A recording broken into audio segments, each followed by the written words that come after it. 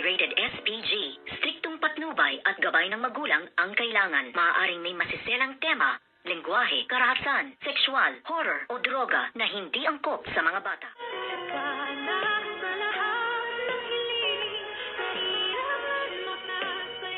Good morning and welcome sa aking munting channel. Tuloy-tuloy na nga ang kasiyahan nito ngang si Miss Lynette Santos at ito ngang si Doc RJ dahil nga nalalapit na ang kanilang kasal at kahit nga maraming hadlang ay hindi nga papayagan ng family Tanyag, lalong-lalo na si Doc RJ at si Miss Lynette Santos at ang ating bidang si Doktora Annalyn Santos ay hindi nga siya makakapayag na hindi matuloy ang kasal ng kanyang nanay at tatay. At dito naman ay kahit na anong gawing pakiusap nga ng bruhang si Zoe ay hindi niya na maiisahan or mabibilog pa ang ulo nga nitong si Doc RJ dahil kahit ano ang gawin nila ay hindi niya na ito pagbibigyan dahil yung kanyang sarili naman ang iisipin niya para maging masaya at maligaya siya sa piling ng kanyang tunay na minamahal na ito ngang si Miss Lynette Santos. At dito naman ay gagawa na naman ng isang kalokohan or paraan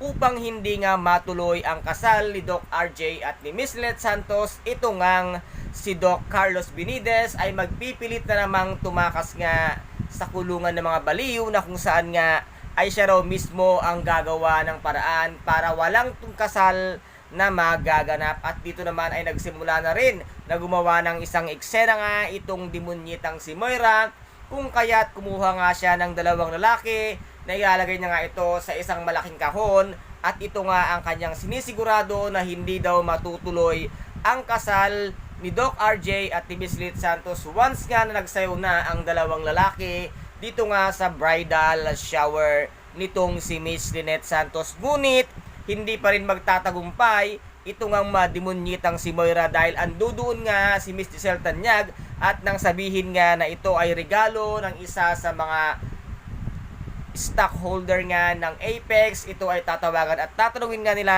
kung totoo nga ba ito. At dito nga ay bali-balita na nga sa Apex Medical Hospital ang gagawing kalokohan nga ng demonyitang si Moira, kung kaya't dito bulilyaso na naman ang kanyang mga plano. Magbago ka na, Moira, kahit anong gawin mo wala ka nang magagawa dahil hindi ka gugustuhin ni Doc RJ dahil ayaw niya sa isang taong masama ang ugali at malademonyo ang pag-iisip. At dito naman, Zoe, mahiya ka sa mga sinasabi mo dahil alam mo sa sarili mo kung sino ka at ikaw ay isang peking tanyag lamang, kaya wala kang karapatan na pangunahan ang desisyon ni Doc RJ dahil wala ka.